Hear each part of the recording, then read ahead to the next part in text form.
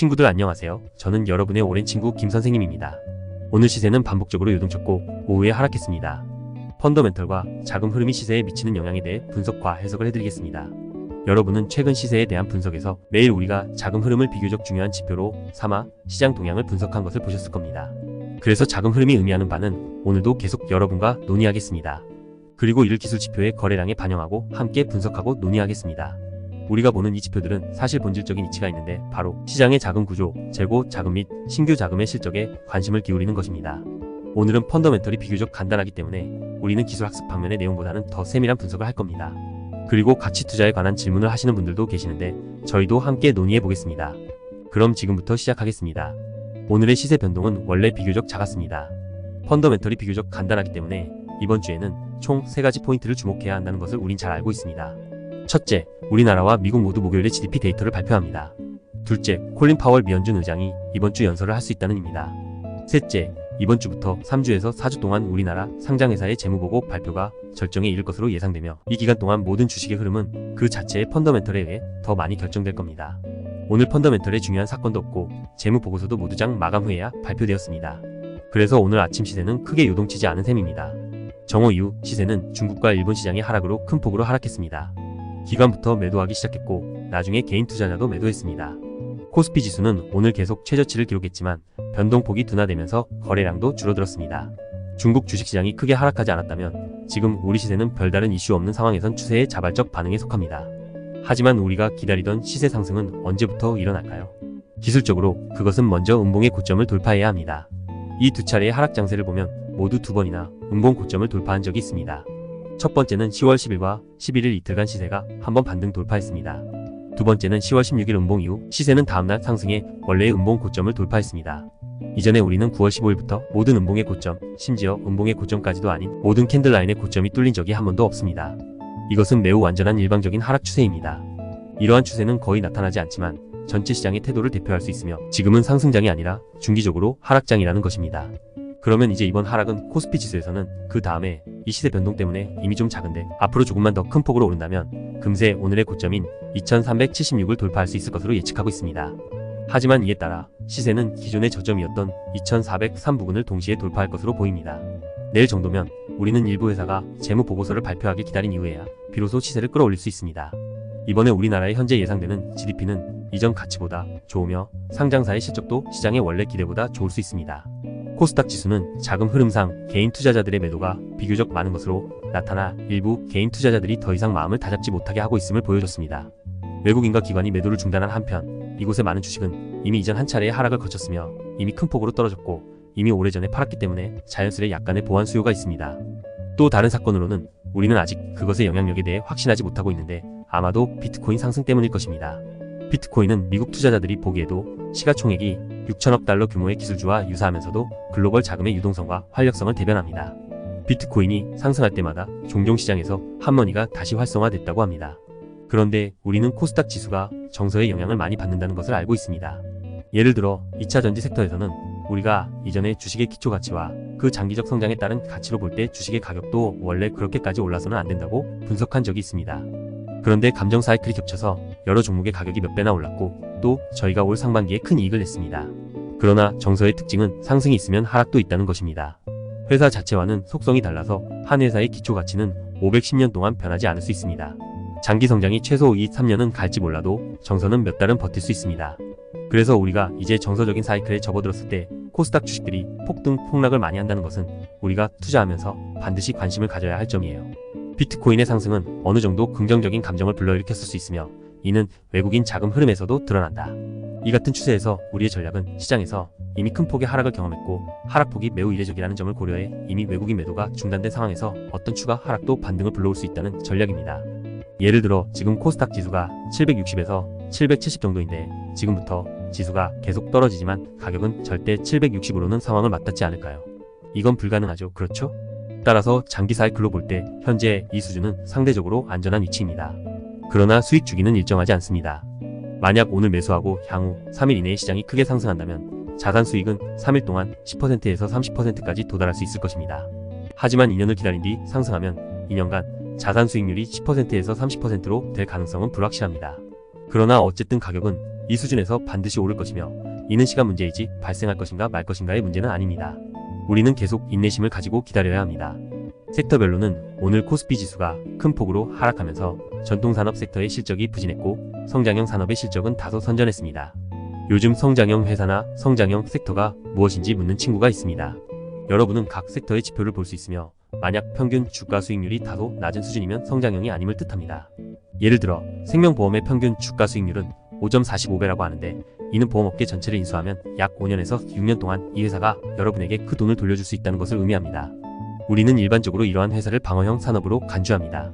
성장성이 크지 않거나 실적 증가 속도가 느리기 때문에 현금을 버는 기업들인 겁니다. 이 자금이 사용되지 않으면 회사는 배당금을 가져올 것입니다. 따라서 이러한 유형의 회사는 종종 더 높은 배당 수익을 제공할 수 있으며 이는 물론 회사의 고위 관리 전략과도 관련이 있습니다. 우리는 장기적으로 이러한 회사의 성장 속도가 그리 빠르지 않을 것이라는 것을 알고 있습니다. 그런 보험회사는 국내 보험을 사야 할 사람들은 이미 모두 가입했는데 어떻게 성장할 수 있을까요?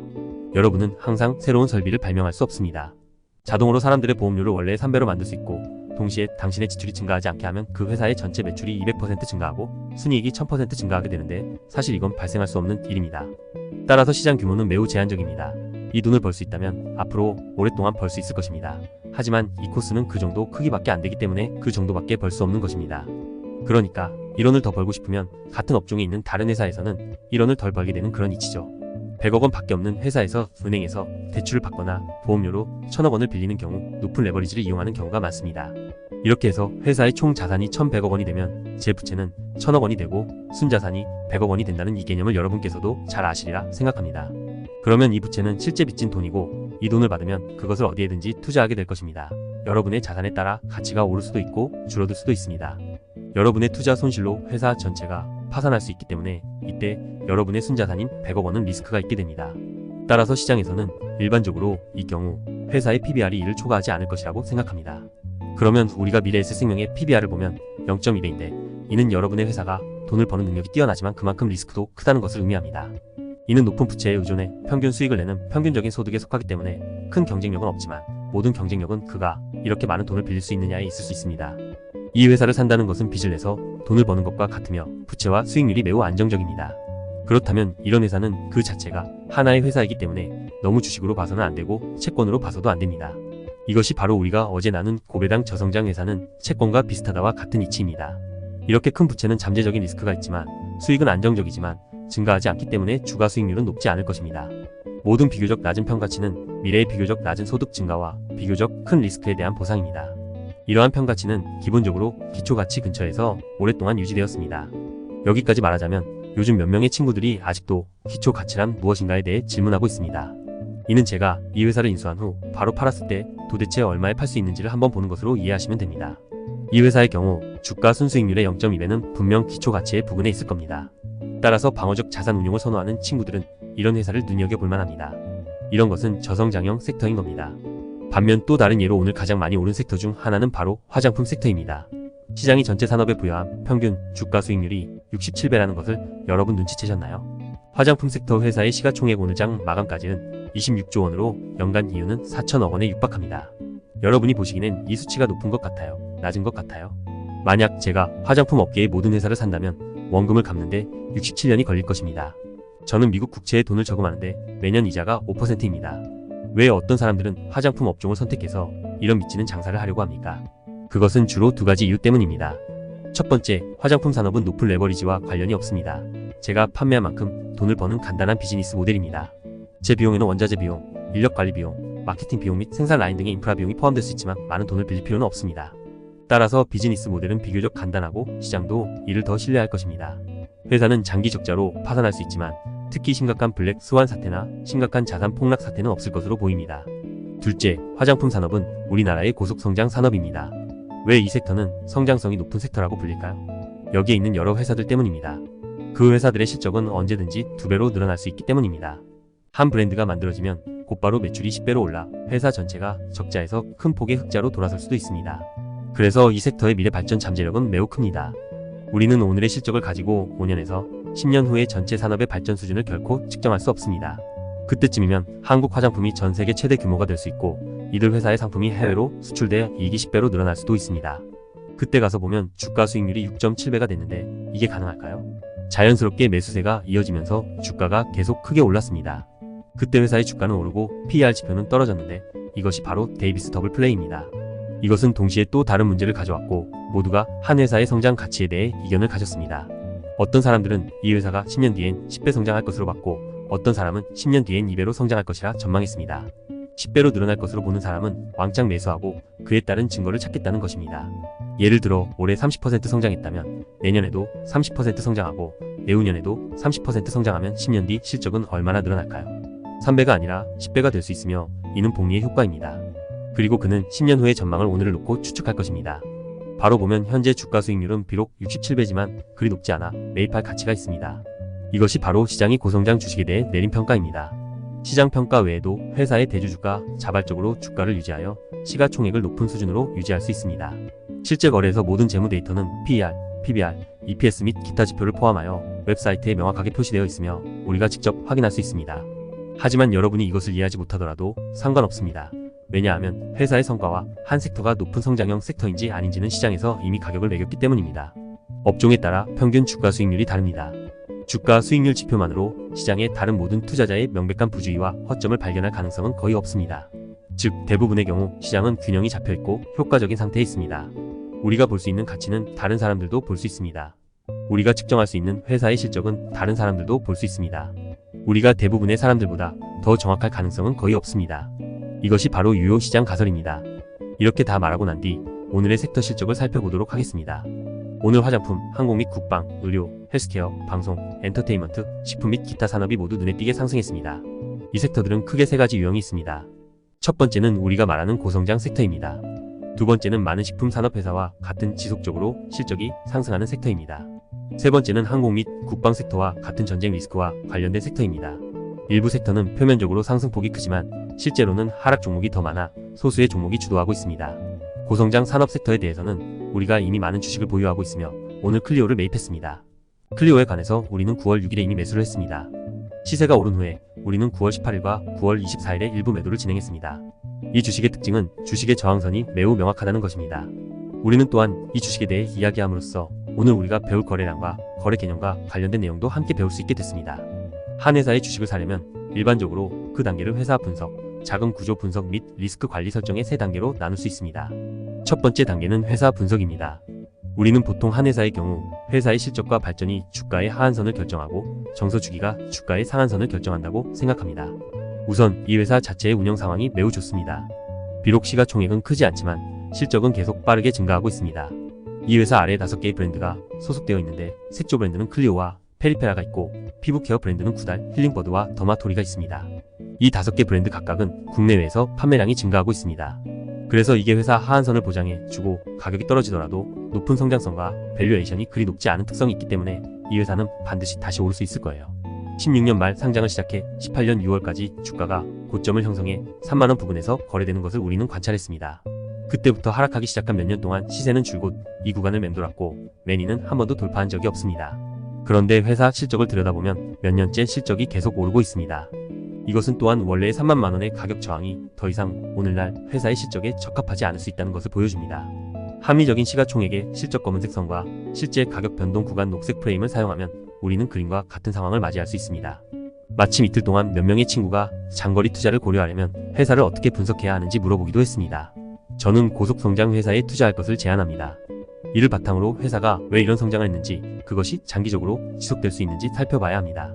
그런 다음 주가를 보고 그것이 심각하게 과대평가된 건 아닌지 여부를 고려해야 합니다. 이런 방식으로 볼 때 이 회사는 장기적으로 성장했습니다. 성장 이유는 해외 매출이 지속적으로 확대됐기 때문이다. 주가가 최근 몇 년간 한 구간에서 요동치고 있는 상황에서 우리는 이 회사는 어느 정도 잠재력이 있다고 봅니다. 이 단계에 이르러 우리는 이미 기본 분석의 첫 번째 단계를 완료했습니다.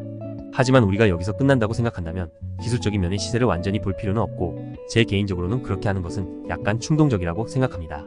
저는 유명한 분석가와 전문가들을 많이 봤는데 그들은 회사나 거시적 펀더멘털을 분석할 때 항상 이치를 매우 명확하게 설명할 수 있었습니다. 하지만 실제 시세 예측에선 승률은 여전히 50%로 동전 던지기와 다를 바 없었습니다. 이런 분석은 우리에게 무엇을 가져다 줄까요? 제 생각에는 첫째, 정서적으로 우리에게 안정감을 가져다 주는 것 같습니다. 둘째, 회사는 확실히 괜찮은 회사이기 때문에 손실 하한선을 설정할 수 있게 해줍니다. 만약 정말로 손실을 보게 된다면 주식이 오를 때까지 주식을 보유하기만 하면 심각한 손실을 보진 않을 겁니다. 하지만 동시에 만약 우리가 정말로 이 방식에 의지해서 더 크고 더 빠른 수익을 얻고 싶다면 우리는 단지 손실 하한선을 설정하는 방법만으로는 할 수 없습니다. 이것은 게으름을 피우는 방식입니다. 우린 수익의 상한을 추구해야 하고 시장의 정서 주기와 자금 흐름을 이해함으로써 보다 효과적인 시세 판단을 해야 합니다. 따라서 두 번째 단계인 자금 구조 분석으로 넘어갑니다. 예를 들어 우리는 가격 상방의 저항이 이미 3만 부근에서 매우 뚜렷하다는 것을 보았습니다. 시세는 처음 이곳에 도착했을 때 확실히 하락했지만 만약 우리가 그것의 거래량을 관찰했다면 우리는 지난번 시세에 실제로 큰 거래액이 나타난 것이 언제였는지를 알게 될 것입니다. 그건 바로 8월 10일이었습니다. 당시 가격이 크게 올랐고 이후 하락을 겪었고 또 그 이후 점차 크게 올랐으며 이때 이미 거래량에는 큰 변화가 없었습니다. 그렇다면 이를 통해 무엇을 분석할 수 있을까요? 바로 8월 10일 이날에 시장의 자금 구조에 뚜렷한 변화가 나타나면서 새로운 사람들이 들어와 주식을 사들인 반면 기존 주주들은 보유 주식을 매도했습니다. 이후 가격이 떨어졌는데도 이 사람들은 주식을 팔지 않다가 그 이후 다시 가격이 올랐는데도 이 사람들은 여전히 주식을 매도하지 않았습니다. 왜냐하면 거래량 지표에서 이들이 주식을 팔았다는 유효한 증거가 없거나 자금 구조가 크게 바뀌었기 때문입니다. 그러면 이제 우리는 2만에서 24,000으로 가격이 오르는 과정에서 주식을 사들인 이 사람들이 아직도 이 주식을 갖고 있다고 생각하게 됩니다. 그리고 그들은 가격 3만이 중요한 저항선이라는 것을 잘 알고 있지만 주식을 팔지 않고 오히려 저항선 근처를 계속 오르내리며 요동치게 합니다. 이때 우리는 초보적인 결론을 얻을 수 있습니다. 물론 여전히 100% 확실하는 것은 아니며 우리가 투자에 있어 진정한 의미의 100%는 없습니다. 하지만 우리는 이 사람들이 가격이 3만을 돌파할 것이라고 믿는다는 잠정적인 결론을 내릴 수 있습니다. 이로써 우리는 거래량을 통해 어떤 신호를 얻었는지 알게 되었습니다. 바로 8월 10일에 주식시장에 들어온 이 주주들은 실력과 자신감이 있다는 겁니다. 가격이 3만을 돌파할 수 있다고 믿고 지금까지 이 주식들을 보유하고 있는 것입니다. 그래서 우리는 그들을 믿고 주식을 사려고 시도할 수 있습니다. 최악의 시나리오는 그들도 틀리고 우리도 틀리는 겁니다. 우리는 손실을 입었고 그들은 우리보다 더 큰 손실을 입는 겁니다. 그렇다면 비교적 상황이 좋아지면 실적도 증가하면서 주가가 확실히 상승했고 우리도 비교적 높은 이익을 냈을 것입니다. 그럼 여기 두 번째 단계가 완료됩니다. 세 번째 단계는 매입 후 손절과 보유 지분 관찰 기간을 설정할 수 있다는 것입니다. 기술 추세를 보면 시세가 세 차례 하락했다 다시 올랐다는 것은 주식을 판 사람이 없는 게 아니라 팔려고 했지만 빠른 신규 자금에 의해 재매입됐다는 것을 알 수 있습니다. 그래서 주가가 다시 오를 수 있습니다. 우리 마음속으로 초보적인 생각을 할 수 있습니다. 바로 이 몇 가지 최저점을 통해 나타난 것으로 가격이 오를 수 있다고 매우 낙관하는 사람들이 있다는 것이라는 생각입니다. 그리고 가격이 25,000 또는 26,000 이용으로 떨어지면 그는 주식을 사들일 것입니다. 만약 가격이 이곳을 무너뜨리지 않는다면 우리는 이 사람들의 결정이 여전히 유효하다고 생각합니다. 만약 가격이 여기 아래로 떨어지면 우리는 새로운 일이 발생했는지를 고려해야 합니다. 따라서 우리의 첫 번째 손실 방지 위치는 25,000 아래에 설정할 수 있습니다. 만약 이곳이 무너진다면 우리는 적절하게 일부 매도를 할 수 있습니다. 그 다음에 이제 이 정도까지 정서가 푹 돋았으니까 여기서 아무도 안 팔면 가격은 빨리 오를 겁니다. 그래서 우리는 지분 보유 관찰 기간을 설정합니다. 회사는 11월 14일에 재무 보고서를 발표할 예정입니다. 정상적인 상황에서는 재무 데이터가 발표되기 전에 주가가 상승해야 합니다. 주식시장에 심하게 끌려가 주가가 하락하는 것이 아니라면요. 그렇다면 이 시점에서 우리는 2주를 초보적인 지분 보유 관찰 기간으로 사용하는 것이 더 합리적이라고 생각합니다. 2주 이내에 시세가 오르고 손실 방지 포인트가 무너지지 않는다면 이때 우리는 추가 매수를 고려할 수 있습니다. 위쪽 목표 포인트에 대해서 개인적으로는 일단 저항선을 돌파하면 주가가 사상 최고치인 4만원을 넘어야 한다고 봅니다. 이렇게 해서 세 번째 단계가 완성됩니다. 이런 상황에서 우리가 100% 맞다고 생각하는 거 아니죠? 물론 당연히 그렇지 않습니다. 한 회사에 영향을 미치는 요인은 매우 복잡합니다. 비록 우리가 이러한 주요 요소 중 일부를 찾았지만 시세의 상승에는 여전히 몇 가지 알려지지 않은 영향 요인이 있습니다. 예를 들어 주식시장이 심각하게 하락했거나 전체 화장품 섹터가 일부 해외 정책에 타격을 입었거나 하는 일들 말입니다. 그래서 우리는 수비를 잘하면서 성공률과 손익 비율을 모두 상대적으로 높은 방식으로 거래를 했습니다. 동시에 우리는 거래량이 우리가 자금 구조를 분석하는데 핵심적인 역할을 한다는 것을 알게 될 것입니다. 거래량과 주가를 종합적으로 분석해 주력 자금의 실력과 태도를 판단했습니다. 이런 자금을 따라가면 회사에 대한 이해가 더 정확해질 것이라고 봅니다. 사실 거래량은 목표가 아니라 도구입니다. 우리의 목표는 시장의 현재 자금 구조와 주요 참여자의 역량과 태도, 거래량 사용, 임의의 방식 등을 판단하는 것입니다.